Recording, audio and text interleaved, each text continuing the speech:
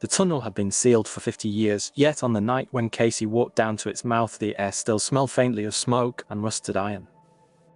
He told his viewers it was just another haunted location, a place for a bold overnight challenge, but somewhere underneath the bravado he was walking toward a story that had already taken his family once.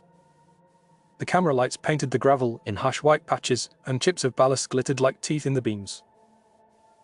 Behind him, the last outline of the hills was sinking into a heavy autumn sky, clouds pressing low, as if something overhead wanted to listen in. Casey checked his watch, checked the battery on his main camera, and tried not to think about the old railway watch in his pocket that no longer belonged to him alone. All right, this is it, the one you voted for the most haunted tunnel in the state, and yes, we were staying until dawn. His voice bounced off the cracked brick of the abandoned station building, sounding more confident than he felt. You sound almost happy about that, which is a little concerning. Mia swung her own camera around in a slow arc, catching the empty platform, the tilted sign with faded letters, and the tracks that vanished into dark brush. I am still not convinced this is a good idea. Sam adjusted the strap of the medical kit on her shoulder, and the Velcro rasped loud in the quiet yard. You said this line was closed after an accident and nobody ever bothered to clean it up properly. Casey nodded once because he had told them only the version of the story that fit into a thumbnail and a video description.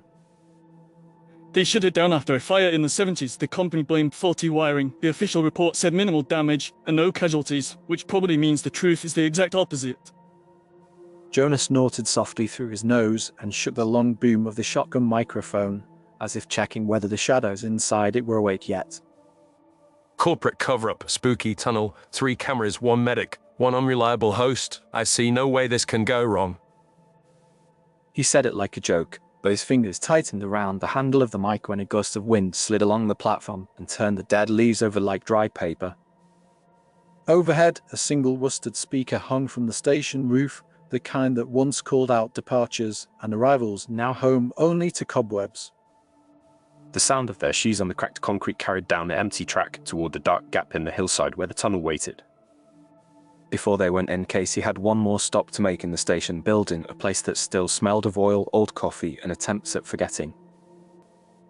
In a cramped office with dusty windows sat Mr. Harper, the last man who had ever been paid to watch over Blackridge Station. His hair was thin and white, his shoulders bent, but his eyes were bright and sharp, and they followed Casey with a recognition that made the younger man look away for a moment. You walk just like he did, you know that. Casey froze in the doorway, the others peering past his shoulders at the cluttered room and the old charts on the wall. Like who? Your father, of course. Harper pushed aside a stack of timetables and pulled out a battered cardboard box. Inside were the ghosts of a railway line not made of mist or light, but of paper, metal, and failed responsibilities. He worked this route as a mechanic, always said the tunnels felt wrong when rain was coming, always listened twice when the signals stayed green too long.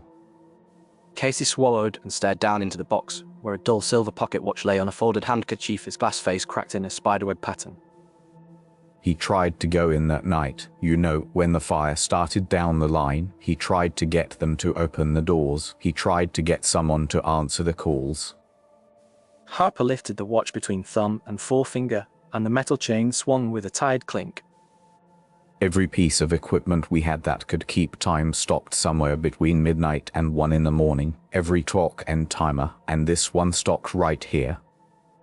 The hands under the crazed glass sat fixed at 17 minutes past midnight.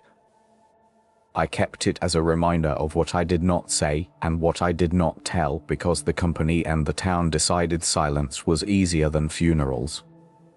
Harper held the watch out to Casey, and for a moment the younger man did not move. Why are you giving this to me? Because you came here with cameras and microphones, and because you look like a man who thinks stories can fix things, and because the dead in that hill are still waiting for someone who can keep a promise. Casey took the watch, feeling the cold weight of it tugging his palm downward. If that needle ever jumps on you tonight, you leave, do you hear me? You turn around and you run out of there. You do not try for a better shot. You do not ask for one more take. You get out. The room was quiet except for the whisper of dry paper as Sam shifted her weight. Have you been back inside the tunnel since the fire? I hear it whenever the wind swings right. That is enough. Harper looked past them toward the window where the dusk was thickening into almost night. They were not supposed to die there. Your father was not supposed to die trying to drag out people whose names were never printed anywhere, and that is what sits under your feet when you stand in that yard. Casey closed his fingers around the pocket watch and slipped it into his jacket between his camera harness and the microphone transmitters. He told himself it was just another prop, another piece of lore to feed into the story. Somewhere beneath that small lie he knew better. The path from the station to the tunnel was shorter than he remembered from childhood stories, the track running straight into a stand of trees that huddled around the hillside like nervous onlookers. The headlamps carved cones of light between the trunks, picking out scraps of old warning signs and an overturned maintenance cart half buried in leaves. Please tell me you're recording this work, because the comments are going to love the moody approach. May walked backward for a few steps, framing Casey and the others in her viewfinder, then turned and lifted her camera to catch the tunnel mouth as it rose from the darkness. Black Ridge Tunnel did not look dramatic at first glance, just an arched brick opening with a corroded metal gate bent inward, as if something had pressed against it from the inside. The bricks around the arch were stained in streaks that had once been black and were now a tired brown, and graffiti lay over them in layers, names and dates and half-finished curses. You can smell it from here, that burnt smell, like a house fire that never got put out properly. Sam covered her mouth for a second, then forced her hand down and took a slow breath, testing the air for more than superstition. At the base of the gate, half hidden in rubble and dead leaves, something bright red caught Mia's eye. Hold on, something is down there. She knelt, brushing aside the leaves, and pulled out a small backpack, its fabric faded but still stubbornly red under the grime. One strap was partially melted, fused into a brittle twist, and the zipper had rusted nearly shut. Careful with that, please. Sam took the bag gently and coaxed the zipper open bit by bit, and a faint smell of smoke and dust drifted out. Inside was a small plush animal, its fur charred around the edges, one glass eye missing, the other clouded white. Tucked against it was a folded piece of paper, brown and crispy, as fragile as dried leaves. It is a party invitation, I think. She unfolded it with slow fingers, reading the childish loops of ink, the date, the time, the line about riding the train as a birthday treat. At the bottom, in big letters, a child had written a sentence promising to be brave on the night ride. I do not want this near the equipment.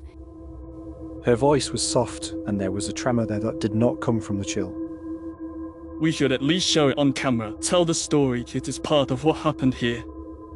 Casey knew he was already using it even before they stepped inside, using the idea of a child who never reached their party of seasoning for fear.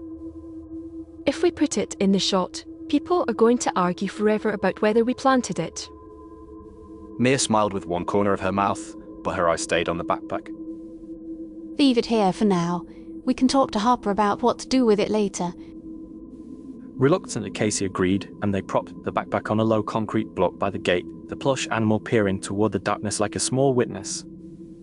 Inside the tunnel, the air changed at once, as if they had stepped into a different season. The warmth of the day vanished behind them, replaced by a deep bone-level cold that did not feel like ordinary weather. Their footsteps echoed off damp stone, and every sound stretched out long and thin before snapping back. Check, check. We're all live on number 1, number 2, and the shotgun. Levels look good so far. Jonah's voice sounded small in the long hollow, and the tiny green lights on his recorder looked like distant signal lamps. The tunnel carried on in a straight line, a black throat with rails like dull veins running down its center. Every 30 meters or so, a recessed alcove marked where workers could one step aside for passing trains, shallow doorways carved into the stone. Wires and pipes lined the upper curve of the tunnel, some snapped, some sagging like dead vines. I'm getting condensation on the lens already. That is very weird. Mia wiped her camera glass with a cloth, and her breath clouded white in front of her face. Okay, intro take, here we go. Casey faced the camera, the beam of his flashlight cutting up across his jaw, and he smiled in the way he reserved for millions of strangers. If you are seeing this, it is because we made it through the night in one piece, or at least the files did. and we are about to spend the next several hours in Black Ridge Tunnel, where an entire train apparently caught fire, and the official records forgot to mention that anyone was inside. His words rolled along the bricks and came back to him slightly out of time, like someone repeating them just under his breath. He did not mention his father, did not mention the newspaper clipping that had slipped out of a drawer when he was a child, showing the same arch framed in smoke. He did not mention that when his mother caught him with the clipping, she had taken it away with a look that made him feel like he had touched something living and dangerous. The truth about why he was here ran under everything, a second track.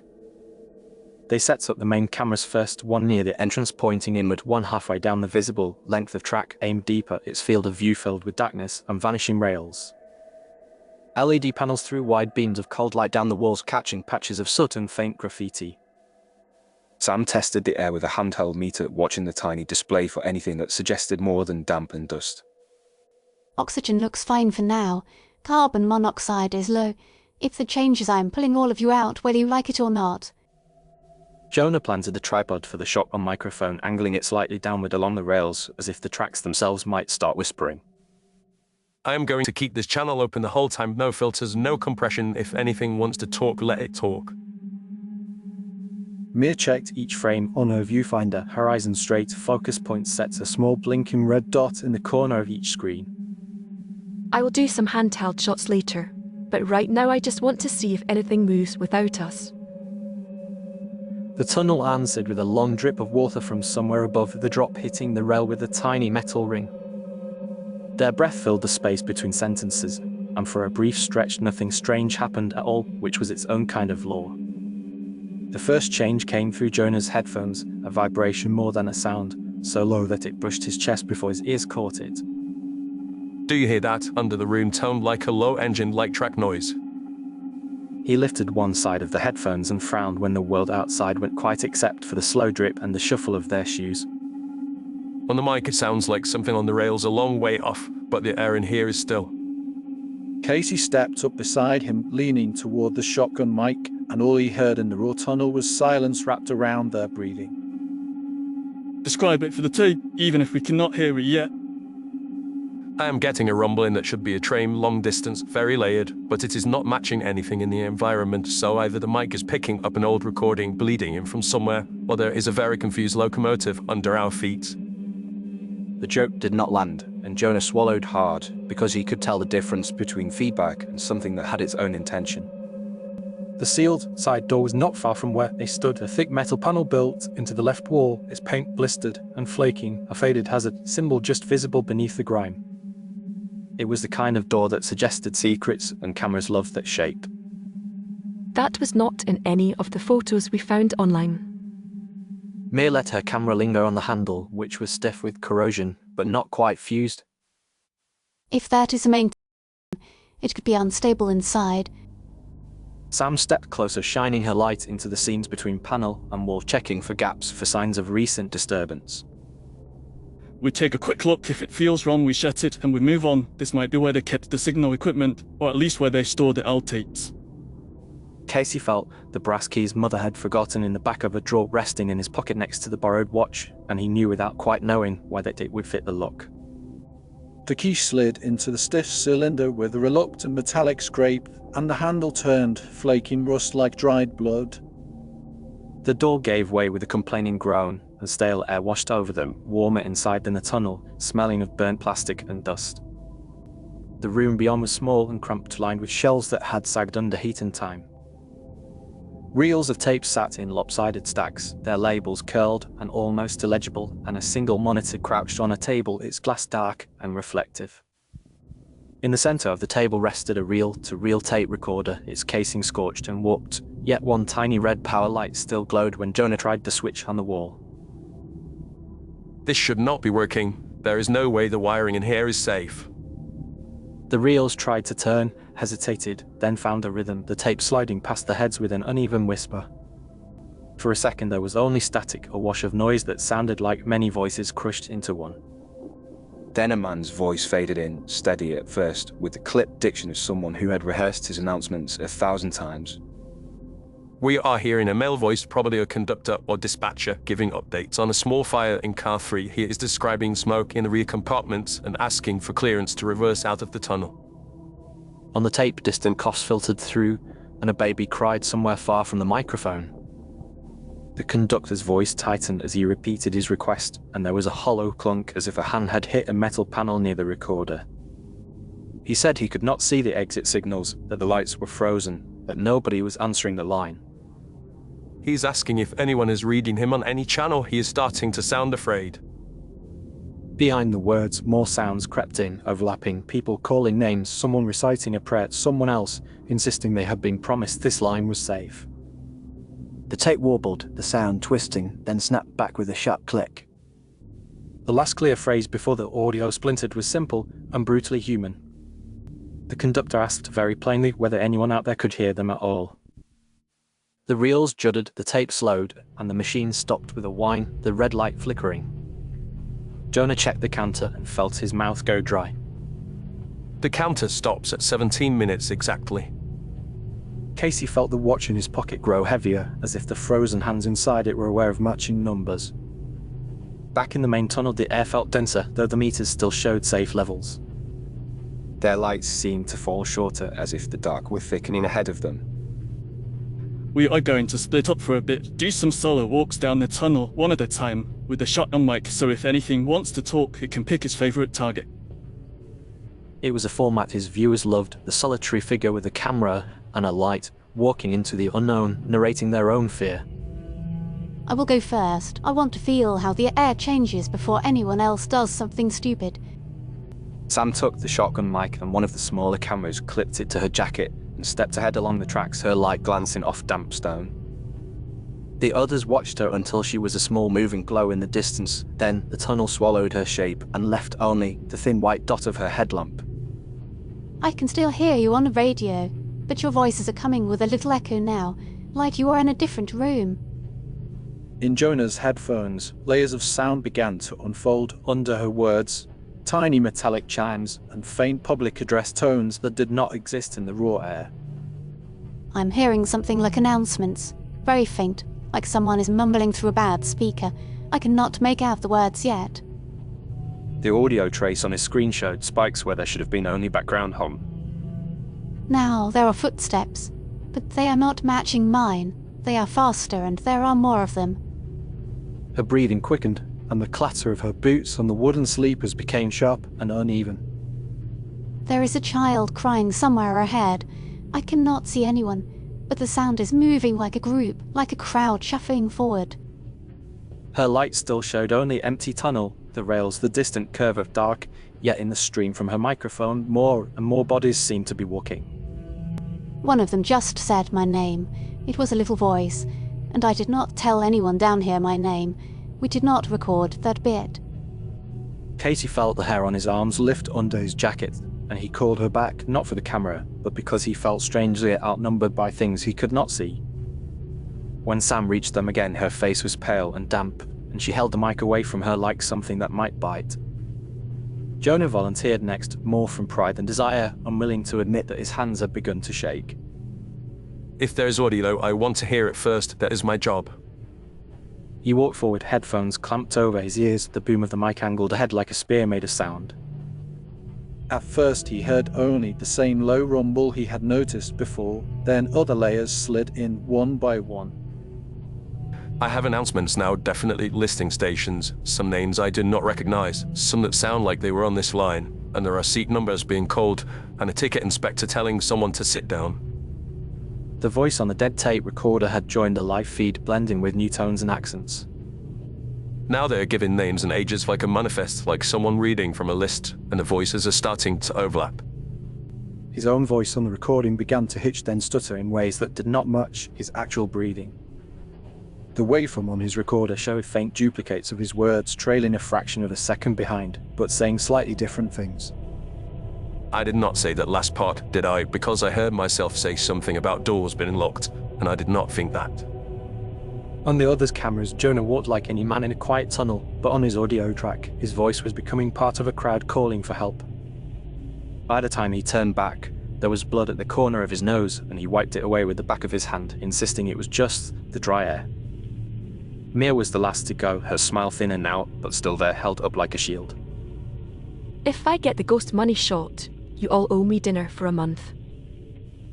She clipped the camera a little lower on her chest to catch her hands on the rail line, and took the boom mic from Jonah, testing the weight. Her footsteps faded into the distance, and the little square of her image on Jonah's monitor finally dropped below a threshold where it was more noise than light. I'm picking up reflections on the lens that do not match the light, like little flashes in the dark, like windows going past. On her feed, seats appeared for half a second along the walls of the tunnel, as if the tracks had shifted sideways into a carriage, then vanished between frames. I keep thinking I see people in the corners, just in the very edge of the frame, and when I move the camera they slide out of view.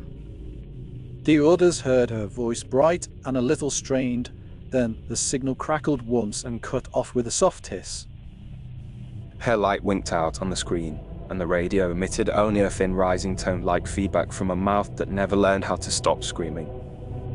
Panic came in flashes, not as a full flood, but as spikes of cold adrenaline each time they called Mia's name and got nothing back. We need to fall back to the entrance. Call for help. Regroup. We do not know what is happening in here. Sam's medical training told her to reduce risk, to remove the group from the hostile environment, to treat the unseen as potentially lethal.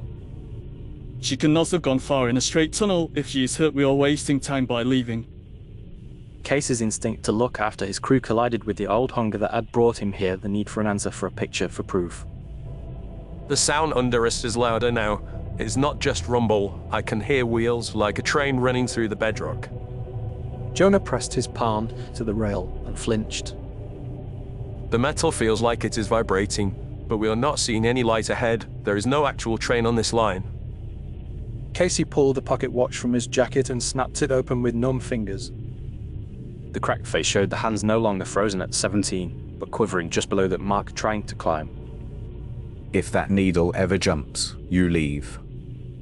Harper's warning rang in his memory, harsh and clear. The watch ticked once faintly, a sound that did not belong to any working mechanism.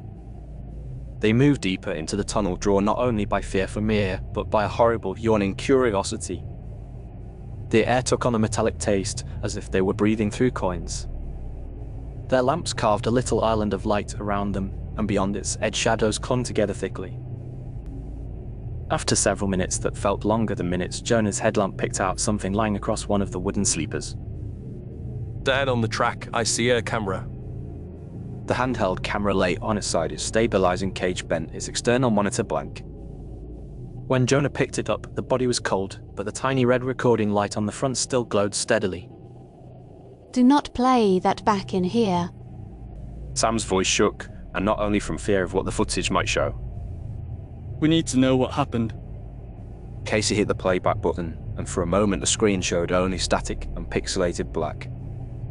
Then an image resolved, not of the tunnel, but of a carriage, seats in rows, overhead racks, emergency signage, all washed in a dim orange light. The camera sat on the floor of the carriage facing down the aisle, and people moved past in blurred streaks not quite aligned with the frame rate. Voices filled the audio, overlapping, questioning, complaining about the delay, laughing nervously, clearing throats, the soundscape of ordinary discomfort tipping slowly toward fear.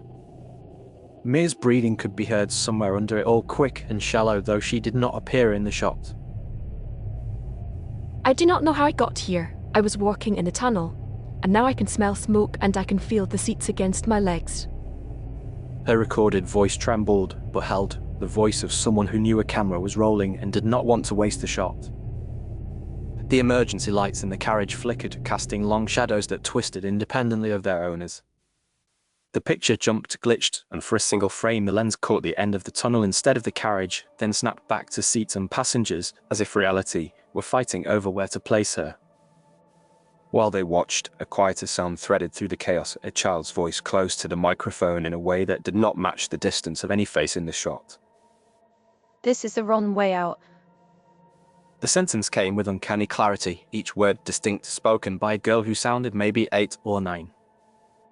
You are walking the wrong way. The crew exchanged a glance, all of them knowing none of their mics had picked up that phrase live, yet there it was on the recording. Will you listen this time? The child sounded neither angry nor afraid, but patient, as if she had said this many times to many different people and was prepared to say it again. Who are you? Sam asked the question into the dark, not expecting an answer, but the voice on the playback responded as if the conversation had always been happening. You help people breathe. The child addressed Sam without using her name, yet somehow identifying her role, the shape of her life. We could not breathe. The air in the tunnel seemed to thin at that statement, or perhaps it was only that everyone realized at once how shallow their own breathing had become. The rumbling under the rails built to a low roar, a pressure in their bones rather than a noise in their ears. There is something passing through us, but nothing is moving in here. Jonah's words came out through clenched teeth, and the shotgun mic in his hands shook without wind. The flicker of non-existent emergency lights played along the tunnel walls, now faint, like ghosts of color. Steam or smoke that did not sting the eyes drifted around their ankles, lit from no visible source, carrying a faint smell of hot metal and burning cloth. We need to go back toward the entrance. Whatever this is, it is getting worse. Sam grabbed Jonah's sleeve with one hand and gestured back along the line with the other. Mia might still be further in. If we turn around now, we may leave her behind. Casey felt the weight of the watch in his pocket as if it had doubled. He flipped the lid open again and saw that the hands had crept upward, resting 1 minute shy of the old stopping point. Each tick sounded louder in his skull than in the actual air. The child voice came again, no longer confined to the playback, but curling directly into the shotgun mic like a moth to a lamplight. There is another door. The words seemed to echo from the maintenance room, from the sealed spaces behind the walls, from the carriage that existed only on the screen. Not down the tunnel. She spoke as if giving simple directions to a lost traveler, as if nothing was strange about guiding people who were half in her world and half out. If you go the wrong way, you get to do it again. The idea of repetition hung in the air, heavy and thick, like the smoke that had once filled this place. If you go the right way, you tell everyone, you keep us from doing it forever. The bargain was laid out in plain small words. Casey remembered his father, not clearly, but in flashes, the smell of oil on his jacket, the way he had traced the routes of the train lines on a map at the kitchen table. He remembered standing in the hallway as a boy, overhearing his mother and Harper talking in low voices about reports that had been destroyed, about pressure from the company, about men who had gone into the tunnel and not come back out. He remembered his father promising, in a voice that shook with something like anger, that if the worst happened he would not let the story be buried. His father had not lived to keep that promise. Now Casey, with his cameras and his channel, and his half-formed ideas about honouring the dead through views and comments, stood at the mouth of the same obligation. They retreated toward the maintenance room, not because it felt safer, but because the child had pointed that way. The door stood open where they had left it, the heat inside more pronounced now, though the flames that had once done the damage were long gone. Inside, the tape recorder had started again without their touch, the reel spinning, the conductor's voice blending with another, rougher, more familiar tone. Casey heard his father's voice on that tape not as an echo of childhood memory, but as a present sound, urgent and hoarse. There is a second male voice now talking about pry bars and emergency latches. He is shouting at someone to unlock the external release. He is saying they cannot wait for dispatch. The second voice cursed, the silence on the line cursed, the closed station cursed, the instructions to stand down. He promised the people crowded behind the sealed doors that someone would tell the truth about what happened to them. The tape juddered, the audio blurred, and enough of a name slipped through to make Casey grip the side of the desk until his knuckles went white. It was his father's name, spoken not by a ghost, but by a colleague trying to get his attention, pleading with him not to go back inside for one more group. The room shook faintly at first, then with growing strength, dust sifting down from the ceiling in lazy threads. Somewhere just beyond the wall, the sound of a train passing at full speed surged past them, though the rails outside remained empty. We cannot stay in here. A structure might not be stable. Sam lifted the medical bag, her eyes stinging from heat that did not quite exist in the real world. The watch just jumped. Jonah pointed, and Casey realized he had dropped the pocket watch on the table without noticing. The hands had snapped up to sit exactly on 17 minutes past 12. The second hand, which had been frozen for decades, shuddered, then began to tick, slow and uneven, as if keeping time with some other heart. You have to decide before it stops.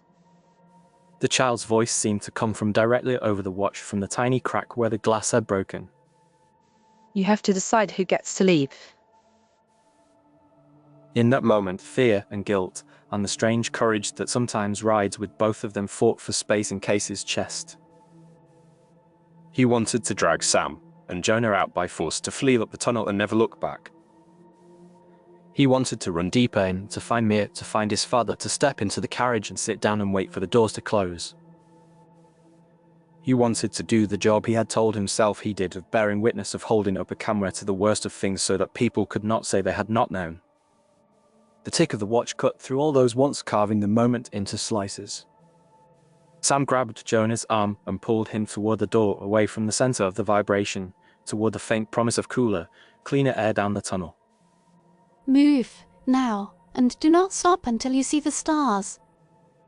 Jonah stumbled, his balance off, his body flickering at the edges like someone passing behind smoke. I can hear them in my head now, not just in the headphones. His voice sounded thin, stretched between here and somewhere else. Casey stood for a heartbeat longer in the maintenance room, the watch ticking, the tape spinning, the air full of voices that had never been allowed to finish their sentences. The child spoke one more time into the mic, very softly. If you tell it right, we will not have to do it again. Second hand on the watch stopped dead. The story did not show him every detail of what happened next, because there are moments the mind refuses to record properly. Casey remembered running, remembered heat pushing against his back like a physical hand, remembered seeing, for a split second, a carriage door standing open in the middle of the tunnel, lit by emergency strips full of faces turned toward him. He remembered his father's face among them, not accusing, not forgiving, just watching. He remembered choosing to run past, to follow Sam's fading light, to aim for the idea of an exit instead of the promise of an answer. The tunnel stretched and contracted around him, lengthening when he faltered, shortening when he pushed forward. When he woke, he was lying on the gravel outside the tunnel mouth, the sky a pale bruise of early dawn, the trees shivering in a wind that did not reach his skin. The station building stood where it had the night before, but no lights burned in its windows. The backpack they had found sat on the concrete block by the gate, newly clean, the fabric bright, the plush animal inside unharmed and soft. The invitation in its pocket was unburnt now, the letters clear, the date and time legible. The line about riding the train if she was brave still wobbled across the paper in large, hopeful handwriting. Casey's own cameras lay beside him, unharmed, their batteries full, their memory cards heavy with data. Sam and Jonah and Mia were nowhere to be seen. The authorities would later say they must have gone deeper into the tunnel and been trapped by a collapse, but Casey's concussion and exposure had left him confused, but high stress and suggestion could explain his fractured account. The old station had no records of emergency calls from Harper the night before, no logs of monitors flickering back to life, no notes from a retired man listening to train sounds that no line carried anymore. The only indisputable evidence was the audio. When Casey finally brought himself to load the files onto his editing computer, he found 6 hours of footage, sound from the moment they walked into the tunnel to the moment he dropped outside. The cameras had recorded moments he did not consciously remember, angles that did not belong to any of their devices, glimpses from corners of the tunnel where no one had been standing. The audio tracks were worse. They were full of voices, pages of them, overlapping, arguing, crying, praying, all layered on top of the crew's exchanges, all looping and folding over each other. When he tried to cut around those parts to assemble a watchable 20-minute episode with a start to build a climax and a tidy end, the software crashed.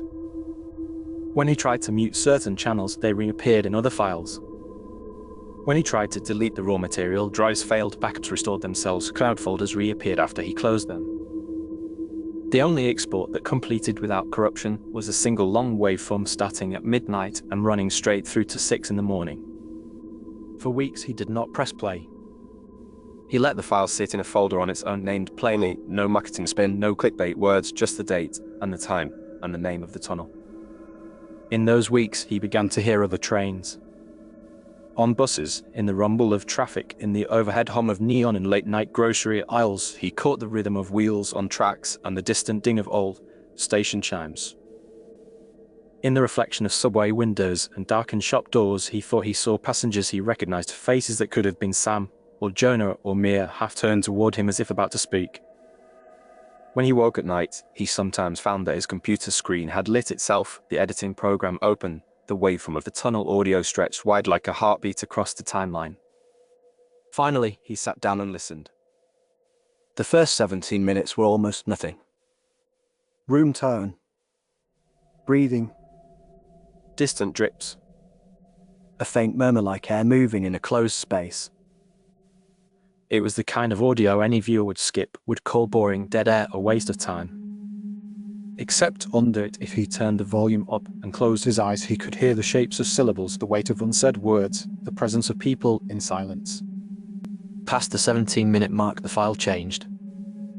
The voices rose, the train sounds swelled, the child spoke more often, sometimes clearly, sometimes as nothing more than a breath against the diaphragm of the mic. He understood then the terms of the bargain. The dead did not want highlights. They did not want a trailer, or a compilation, or a polished narrative arc. They wanted those 17 minutes of almost nothing. The stretch in which they had waited for someone to hear them, to answer the call, to move the signals, to open the doors. They wanted that time preserved in full. Not skipped. Not cut. Not forgotten. So he recorded a confession, not for his channel exactly, but for anyone who might find it. He spoke into an old microphone at his kitchen table, his hands wrapped around the base as if it might otherwise float away. His voice on that recording sounded older than he was, worn thin in places, but steady. If you are listening to this, it is because I promised someone that I would not turn what happened in Black Ridge Tunnel into entertainment, but into testimony. He told the story as straight as he could, without dramatic music, without jump cuts, without joking as defense.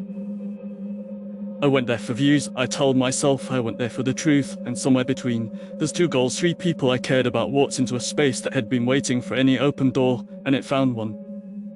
He did not ask for sympathy. I am not the person this story is really about. He did not try to excuse his choices. I am the one who gets to walk out and breathe air that is not full of smoke from 50 years ago, and that is more than enough luck for one lifetime.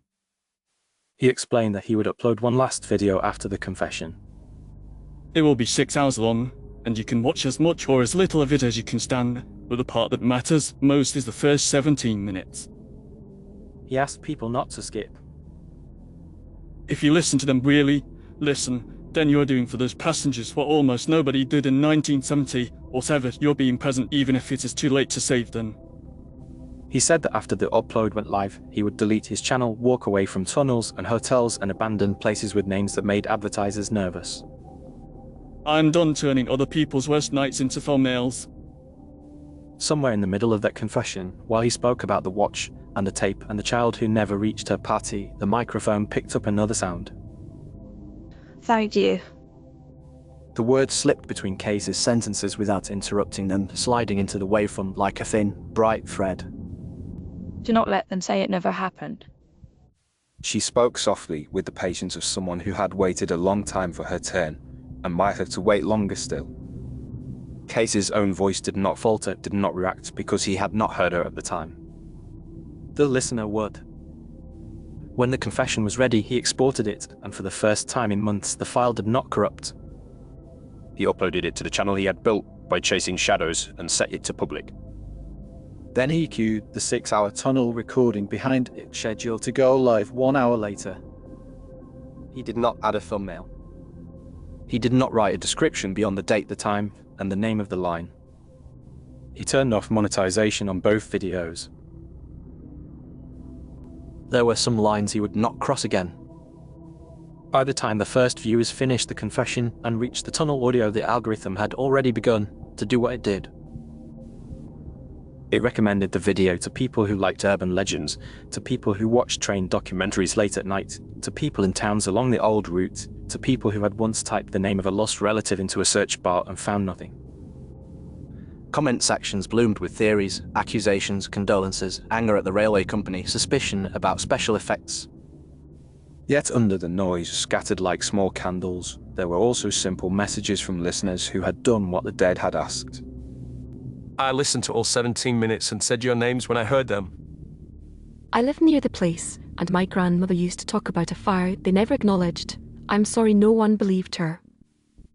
I'm a paramedic, and I am sorry for everyone who waited for help that never came. The channel did not grow from this. There was no sponsor boom, no viral dance of reaction videos. There was just a steady trickle of people who pressed play, heard the first stretch of almost silence, and stayed. The video did what the child had asked. It made witnesses out of strangers. Casey kept his promise. After the upload, he deleted every other video from the channel, wiped banners and playlists and tags until only the confession and the tunnel remained. Then he took the leftover ad money he still had, sent an anonymous donation to a fund that maintained small town memorials, specifying only that some of it should be used to put up a marker near a disused train line that had once run through the hills. He did not expect redemption. He did not expect forgiveness. He expected the trains in his head to grow quieter. In time they did. Not because the dead forgot, but because more living ears had taken on part of the weight. Now you listening to this story with your own light and shadow in whatever room you're in have walked with him as far as words can take you. Somewhere, perhaps Blackridge Tunnel still hums with old heat and old voices, and somewhere a little girl still waits at a window that never opened, but for the length of this tale, they have been less alone. Thank you for staying with us until the very end of this ghost story. If this story kept you listening and made you feel something, please consider giving a like, subscribing to this channel, and leaving a comment about the moment that stayed with you the most. If you wish to support Quick Ghost Stories and help us create more tales like this, you can use the QR code at the bottom right of the video or follow the donation link in the video description. In the same description, you will also find links to other works from completely different series, so when you're ready for another kind of journey, you can step into a new story there. Until we meet again in the next Whisper of the Dark, Take care, sleep safely, and come back for the next story when you're ready to listen once more.